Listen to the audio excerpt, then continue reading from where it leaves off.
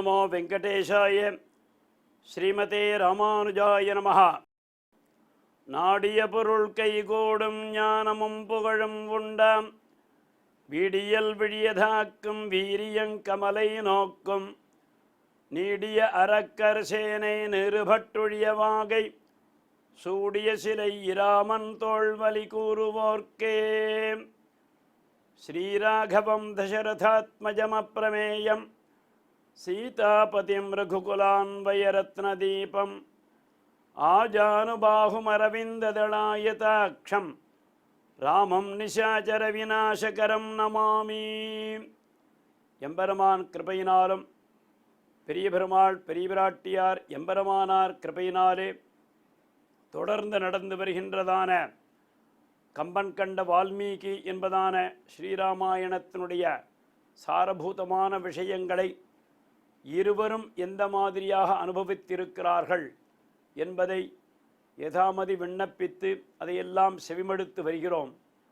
அதிலே யுத்த காண்டத்தினுடைய அம்சமாக நேற்றைய தினம் ராம ராவணையோர் யுத்தம் ராம ராவணையோர் இவா என்று ராமனுக்கும் ராவணனுக்கும் நடந்த போர் எந்த மாதிரியாக இருந்தது என்று தேவர்களும் மகர்ஷிகளும் குழம்பிக் கொண்டிருக்க, இதற்கு மாதிரியே சொல்ல முடியாது.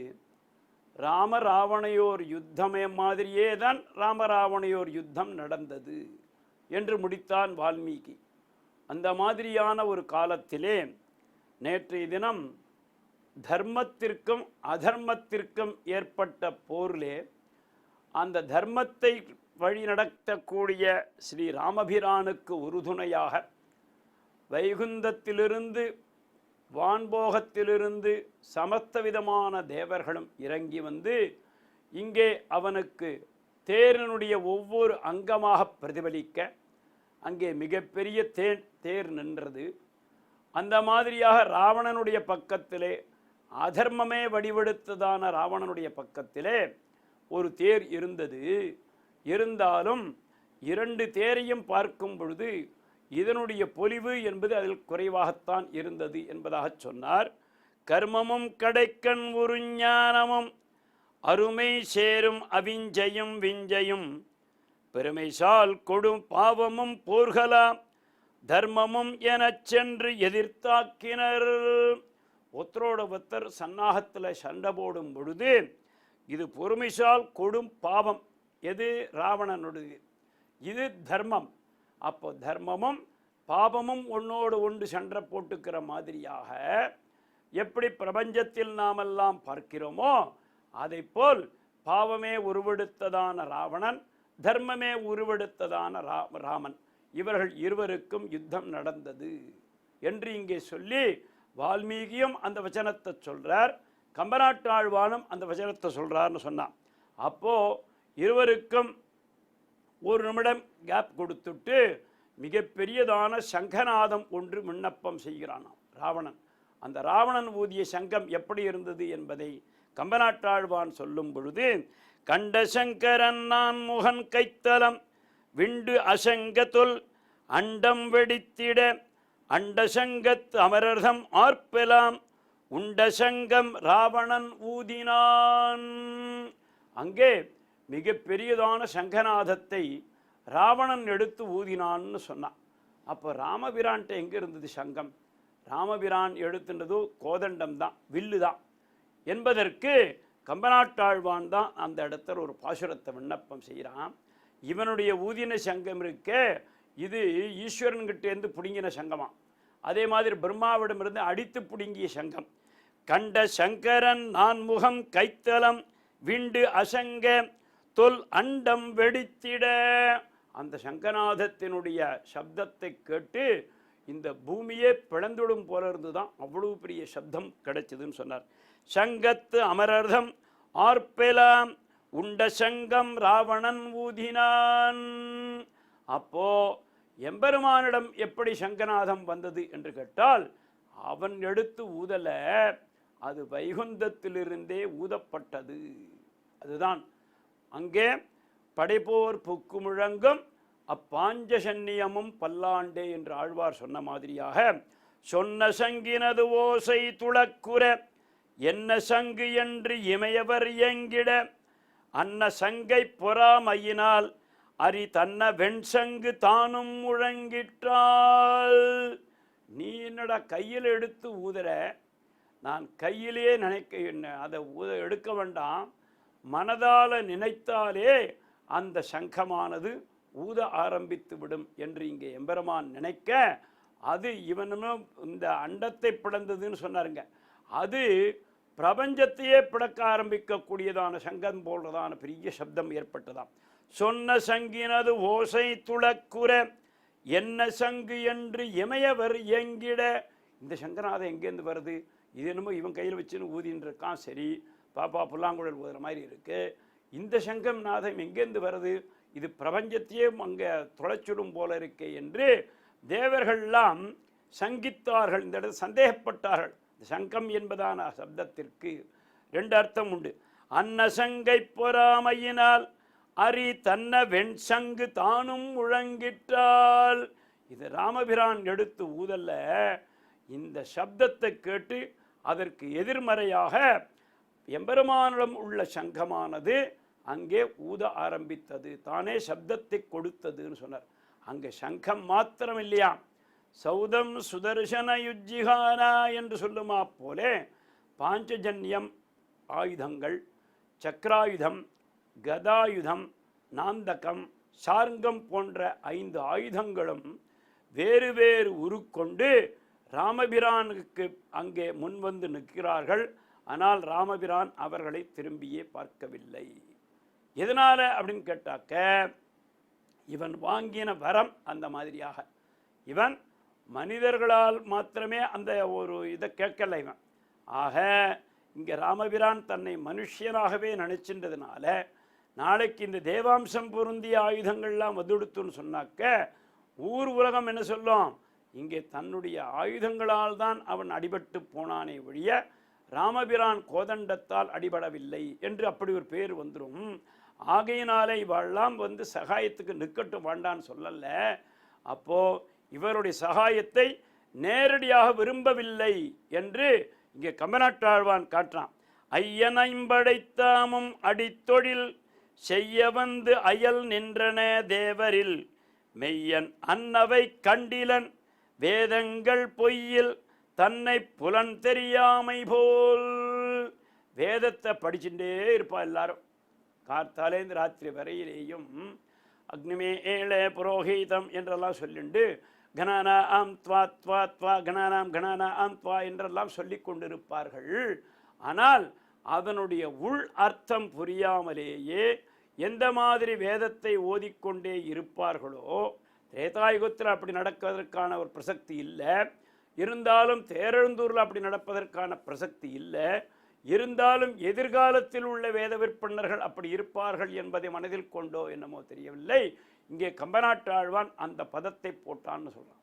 வேதம் ஓதுபவர்கள் அதனுடைய உள்ளர்த்தம் புரியாமலேயே வேதம் ஓதுமா போலே இங்கே 5 ஆயுதங்களும் இங்கே ராமபிரானுக்கு பற்பல விதமான சகாயங்கள் செய்தாலும் கூட அவைகளை கண்டும் காணாமல் இருந்தான். அதுதான் ஐயன் ஐம்படைத்தாமும் அடித்தொழில் செய்ய வந்து அயல் நின்றன தேவரில் மெய்யன் அன்னவை கண்டிலன். எதை பற்றி திரும்பி கூட பார்க்கலேன்னு சொல்லிட்டான். அப்போது இவனுடைய வீரம் இவனுக்கு நிகர் யாருமே கிடையாதுன்றதுனால தான் கோதண்ட மண்டித கராத்து என்று சொல்லுவான்.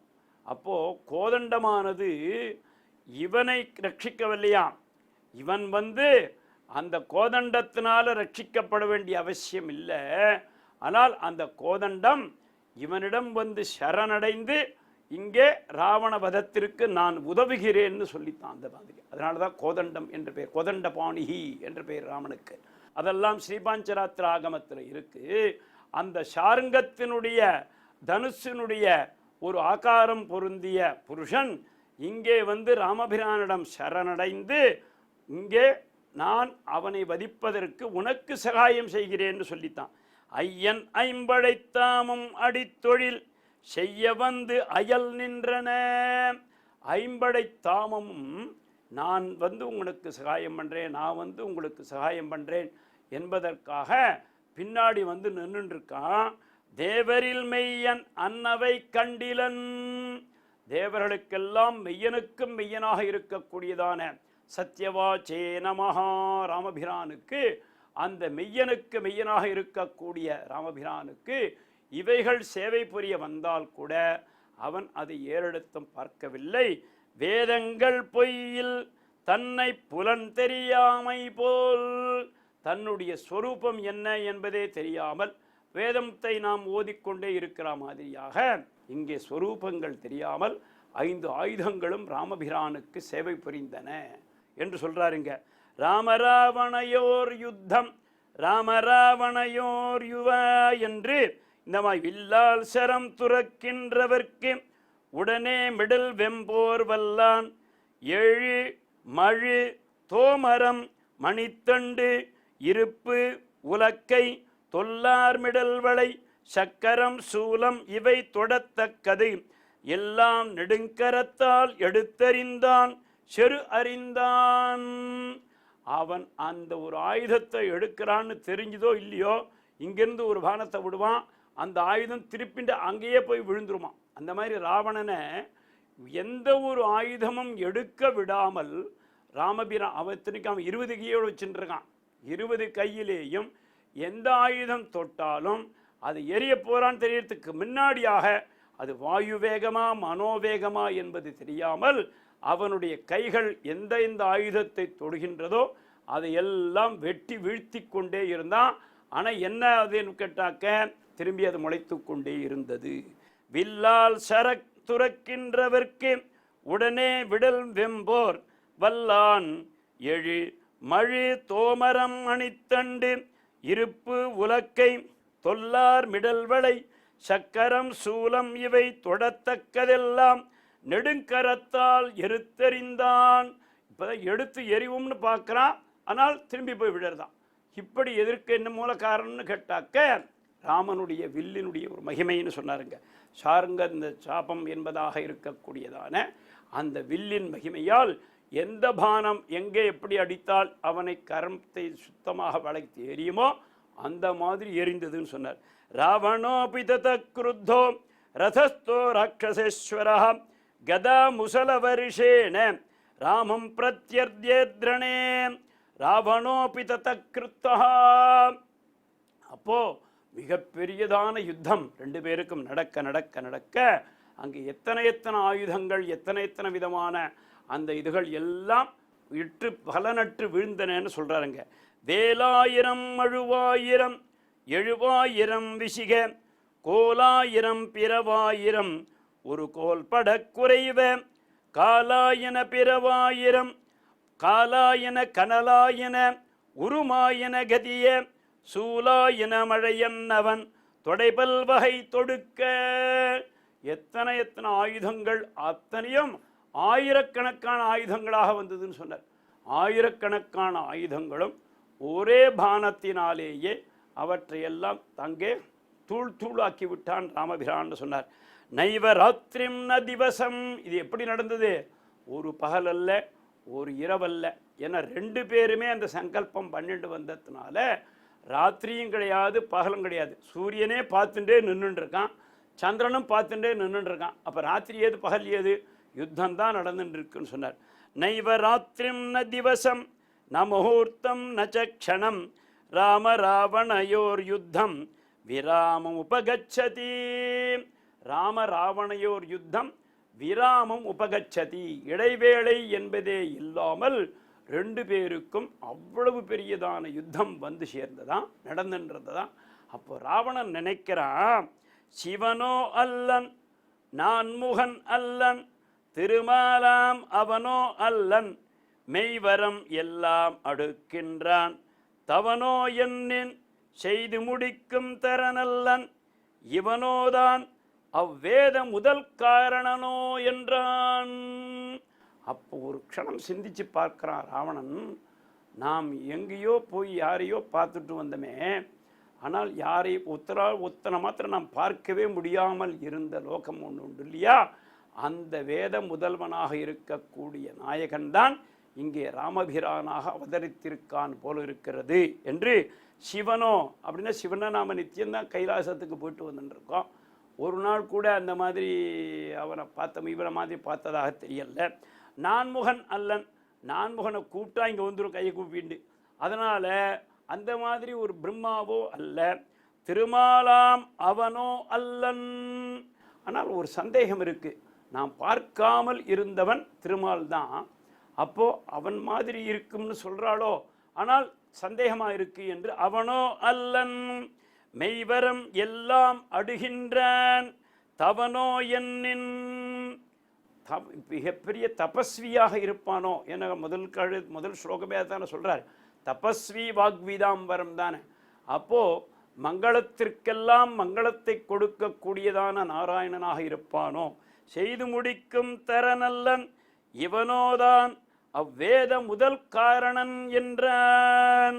அப்போ இவன்தான் அனைத்திற்கும் பிரபஞ்சத்திற்கே மூல காரணம் வேதம்.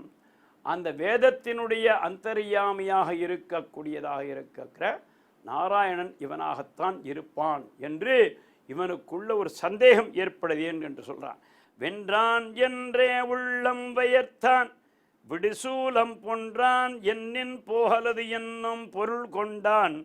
ஒன்றாம் ஓங்காரத்திடைவுக்கு ஓடுதல் காணா நின்றான் அந்நாள் வீடனார் சொல் நினைவூற்றான். அப்போ இவன் யாருன்னு எப்போ சொல்லியிருக்கான் இவங்கிட்ட? வீடனன் சொல்லியிருக்கான். வந்திருக்கிறவன் நீ பிடிச்சின்னு வந்திருக்கியே அந்த அம்மா, அவன் சாட்சாத் நாராயணனுடைய அம்சபூதமாக இருக்கக்கூடிய ராமபிரான். ராமபிரானுடைய பத்னியை நீ பிடிச்சின்னு வந்துட்ட, இவன் மூலமாகத்தான் லங்கையே அழியப் போகிறது என்று ஒரு காலத்தில் விபீஷணன் சொன்னான் இல்லையா?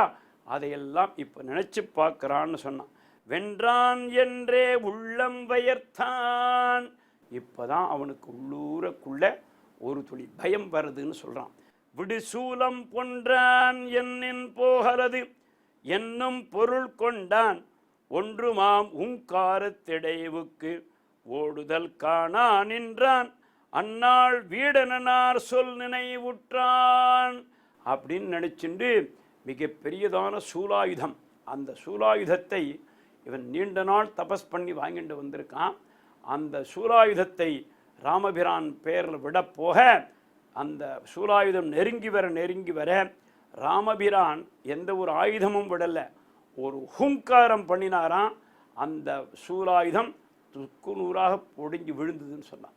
அப்போது இவனுக்கு அப்போதான் பெரிய சந்தேகமே வருது.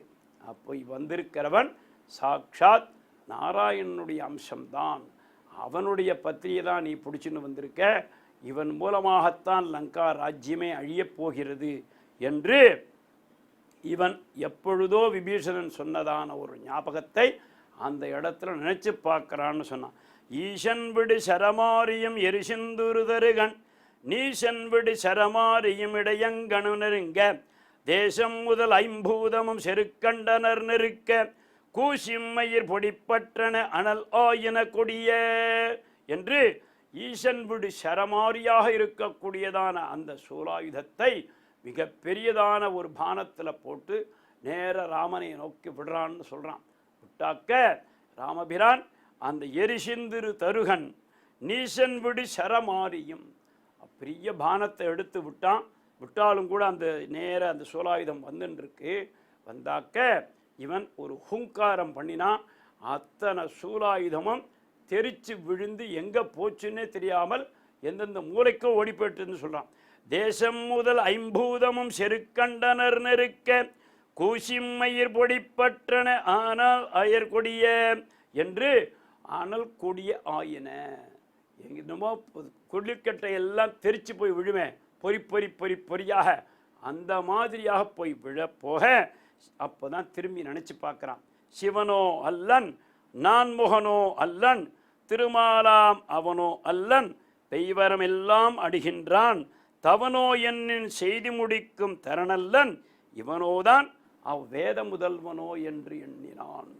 அப்போ வந்திருக்கிறவன் சாமான்யமாக இல்லை, அப்போ வந்திருக்கிறவன் சாட்சாத் வேத முதல்வனாக இருக்கக்கூடிய அந்த ஞானப்பிரான் தான் என்றெல்லாம் இவனுக்கு ஒரு எண்ணம் இந்த மாதிரி வரச்சே அந்த இடத்துல தான் அகஸ்திய பகவான் அவரிடம் வருகிறார். அகஸ்திய பகவான் வரும் பொழுது இவனுக்கு ராமபிரானுக்கு இந்த ஸ்தோத்திரத்தை சொல்றார். இந்த ஸ்தோத்திரமானது ஆதித்ய ஹிருதயம் என்பதான ஒரு ஸ்தோத்திரம். இந்த ஆதித்ய ஹிருதய ஸ்தோத்திரத்தை யார் ஒருவர் அனுதினமும் இல்லத்தில் அங்கே அவர்கள் இல்லத்தில் கேட்கிறார்களோ அல்லது வாசிக்கிறார்களோ அவர்களுக்கு சகல காரிய சித்தி ஏற்படும் என்பதாக அகஸ்தியரே தன்னுடைய வாயினால் முடிகிறார். அந்த ஆதித்ய ஹிருதய ஸ்தோத்திரத்தை எல்லோரும் ஒரு முறை செவிமடுக்க வேண்டுமாக கற்றுக்கொள்கிறேன். ததோ யுத்த பரிஸ்ராந்தம் சமரே சிந்தையா ஸ்திதம் ராவணஞ்சாக்ரதோ திருட்வா யுத்தாய சமுபஸ்திதம். ததோ யுத்த பரிஸ்ராந்தம் சமரே சிந்தையா ஸ்திதம் ராவணஞ்சாக்ரதோ திருட்வா யுத்தாய சமுபஸ்திதம். दैवतश्च समागम्य द्रष्टमभ्यागतोरणम् उपागम्य ब्रवीद्रामम् अगस्त्यो भगवान् तदा राम राम महाबाहो शृणुगुह्यं सनातनं येन सर्वानरीन् वत्स समरे विजयिष्यसि. आदित्यहृदयं पुण्यं सर्वशत्रुविनाशनं जयावहं जपेन्नित्यम् अक्षय्यं परमं शिवं सर्वमङ्गलमाङ्गल्यं सर्वपापप्रणाशनं चिन्ताशोकप्रशमनम् आयुर्वर्धनमुत्तमं रश्मिमन्तं समुद्यन्तं देवासुरनमस्कृतं पूजयस्व विवस्वन्तं भास्करं भुवनेश्वरं सर्वदेवात्मकोह्येषस्तेजस्वी रश्मिभावनः एष देवासुरगुणान् लोकान् पातिगभस्तिभिः एष ब्रह्मा च विष्णुश्च शिवस्कन्दप्रजापतिः महेन्द्रो धनधक्कालो यमः सोमो ह्यपाम्पतिः पितरोपसवस्साध्यो अश्विनो मरुतो मनोः वायुर्वन्नि प्रजाप्राणा ऋतुकर्ता प्रभाकरः आदित्यसविता सूर्यखगपूषा गभस्तिमान् सुवर्णसदृशो भानु हिरण्यरेखादिवाकरः हरिदश्वसहस्रार्तिः सप्तसप्तिर्मरीचिमान् तिमिरोन्मथनः शम्भुत्वट्टा मार्ताण्ड अंशुमान् हिरण्यगर्भः शिशिरस्तपनो भास्करो रविः अग्निगर्भोदिते पुत्रः शङ्कः शिशिरनाशनः व्योमनाथस्तमोभेदी ऋग्यजुस्सामपारगः घनवृष्टिर्पामित्रो विन्ध्यमीति प्लवङ्गमः आतपी मण्डले मृत्युः पिङ्गळः सर्वतापनः कविर्विश्वो महातेजा रक्तः सर्वो भवोद्भवः नक्षत्रग्रहताराणामधिपो विश्वभावनः तेजसामपि तेजस्वी द्वादशात्मन्नमोऽस्तु ते नमः पूर्वाय गिरये पश्चिमायाद्रये नमः ज्योतिर्गणानां पतये दिनाधिपतये नमः जयाय जयभद्राय हर्यश्वाय नमो नमः नमो नमः सहस्रांशो आदित्याय नमो नमः नमः उग्राय वीराय सारंगाय नमो नमः नमः पद्मप्रबोधाय मार्तण्डाय नमो नमः ब्रह्मेशाय च्युतेशाय सूर्याय आदित्यवर्चसे भास्वते सर्वपक्षाय रौद्राय वपुषे नमः तमोग्नाह्यमग्नाय कृतघ्नघ्नाय ज्योतिषां पतये नमः तप्तचामीकराभाय वन्नये विश्वकर्मणे नमस्तमोभिनिघ्नाय रुचये लोकसाक्षिणे नाशयत्येष वैभूतं तदेव सृजति प्रभुः पायत्येष तपत्येष वर्षत्येष गभस्तिभिः येष सुप्तेषु जागर्थी भूतेषु परिनिष्ठितः येष चैवाग्निहोत्रञ्च फलं चैवाग्निहोत्रिणां देवाश्च कृतवश्चैव क्रतूनां फलमेव च यानि कृत्यानि लोकेषु सर्वेषु रविप्रभुः येन मापत्सु कृच्छ्रेषु कान्तारेषु भयेषु च कीर्तयन् पुरुषः कश्चिन्नावसीदति नाघव पूजयस्वैनमेकाग्रो देवदेवं जगत्पतिम् एतत्त्रिकृतं जत्वा युद्धेषु विजयिष्यसि अस्मिन् क्षणे महाबाहो रावणं त्वं जहिष्यसि एवमुक्त्वा तदागत्यो जगाम च यथागतम् एतच्छ्रुत्वा महातेजा नष्टशोका भवद्दता धारयामास सुप्रीतो राघवप्रियतात्मवान् आदित्यं प्रेक्ष्य जत्वा तु परं हर्षमवाप्तवान् त्रिराचम्य शुचिर्भूत्वा धनुरादाय वीर्यवान् रावणं प्रेक्ष्य हर्ष्ट्वात्मा जयार्थं समुपागतं सर्वयत्नेन महता वदत्तस्य ततो भवति अतरविदवनं निरीक्ष्य रामं मुदितमनः परमं प्रहृष्यमानः निश्चरपति संक्षयं विदित्वा सुरगणमध्यगतो वचस्त्वरेति अतरविरवदं निरीक्ष्य रामं मुदितमनः परमं प्रहृष्यमानः निश्चरपति संक्षयं विदित्वा சுரகண மத்தியகதோ வச்சஸ்வரேதி என்று இந்த ஆதித்ய ஹிருதய ஸ்தோத்திரத்தை அகஸ்திய பகவான் ஸ்ரீ ராமபிரானுக்கு உபதேசிக்கிறார். ராமபிரானும் அதை பக்தி ஸ்ரத்தையாக இந்த ஸ்தோத்திரம் அனைத்தையும் 3 முறை இதை உச்சரித்து அங்கே மிகப்பெரியதான யுத்த சன்னாகத்தை மீண்டும் நிகழ்த்துகிறான் என்று சொல்றார். அப்போ இந்த மாதிரியாக இவன் யார் என்றெல்லாம் ராவணனுக்கு சந்தேகம் வருவதற்கான ஒரு முக்கியமான காரணமாக இந்த ஆதித்ய ஹிருதயம்தான். என்ன கேட்டால் இந்த ஸ்தோத்திரம் என்பது இந்த வம்சத்திற்கே ஏற்பட்டது. அதாவது இவன் ஆதித்ய வம்சன். அப்போ இதை சொன்னவன் ஆதித்ய வம்சத்தில் உதித்த ராமபிரான். இவருக்கு உபதேசம் செய்தவர் அகஸ்திய மகர்ஷி.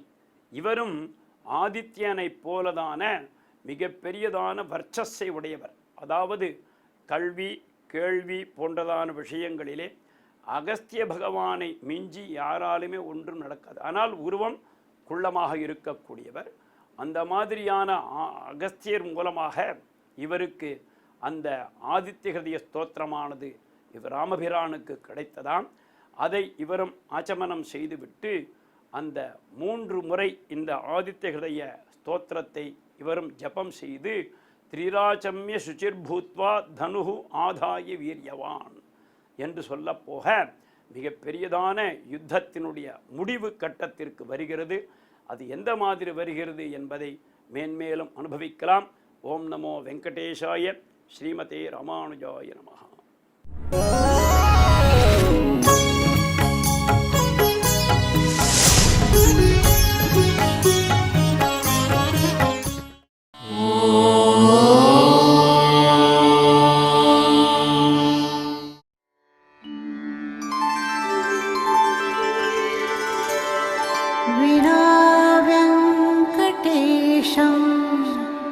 ननाथो ननाथः सदा वेङ्कटेशं स्मरामि स्मरामि हरे वेङ्कटेश प्रसीद प्रसीद प्रियं वेङ्कटेश प्रयच्छ प्रयच्छ